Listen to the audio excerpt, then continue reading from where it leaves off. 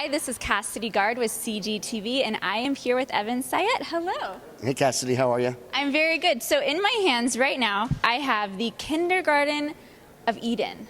I always like the first subtitle to be included because it's the Kindergarten of Eden, how the modern liberal thinks. Because the Kindergarten of Eden could be a novel, could be anything, but this book is actually a definitive explanation as to why so many good, smart, decent people, our friends, our neighbors, our colleagues, why it is they reject facts, they reject reason, and invariably side with evil over good, wrong over right, failure over success, and everything across the board. Why it is they get everything not just wrong, but as wrong can be. Now, I don't want to give anything away because people need to read the book, but is there one bottom line? Because when we're talking about this, I think of fear. That's what I think. People do it because of fear. What do you say? No, actually, there are two bottom lines, okay? And actually, the book is written with 4 laws and 3 corollaries.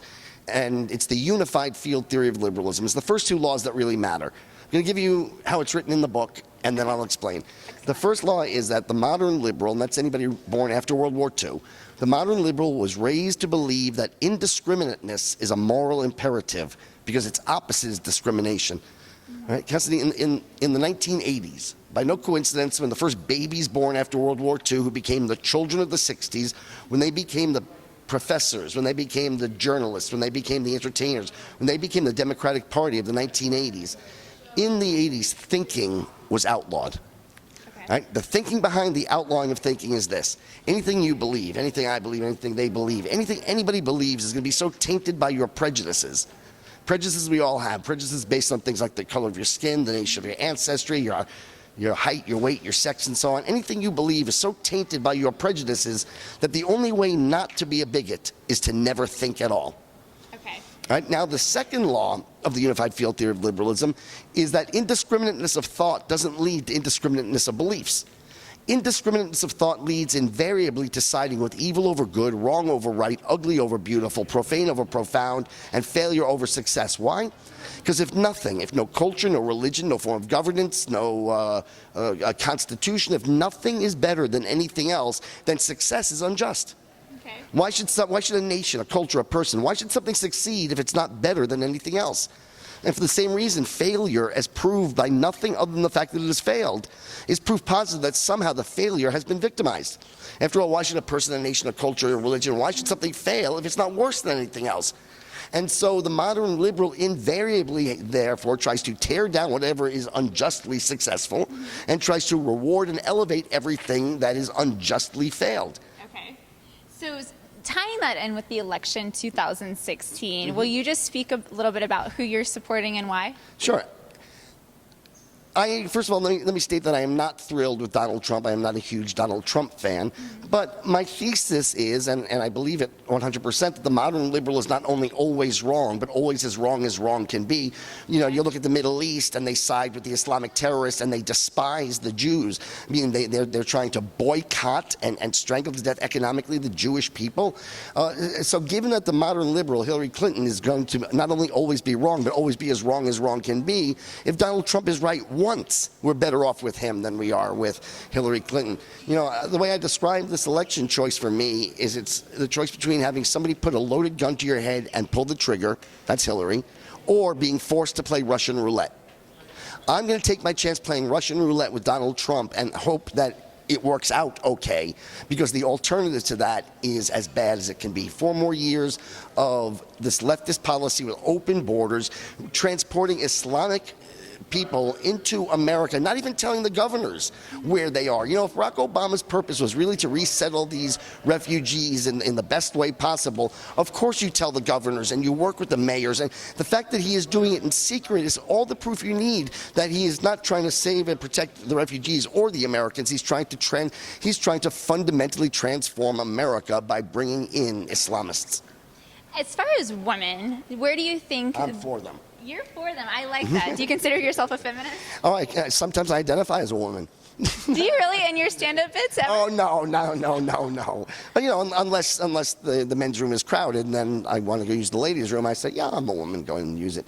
Do you support transgender using the women's room? It's such a non-issue issue, that the fact that it is blown up, well, while we have ISIS growing around the world and murdering women and children, and the fact that the President Obama has made this, his signature issue, it just shows how unserious the Democratic Party is and how little they care about stopping actual evil over something that affects 0.02% of the population, and it's probably been going on from day one. From day one, I'm sure if there's a transgender person using whichever bathroom they choose to use, of course it's been going on. Why do we have to be debating it, discussing it, making laws, shutting down schools, taking their money if they don't?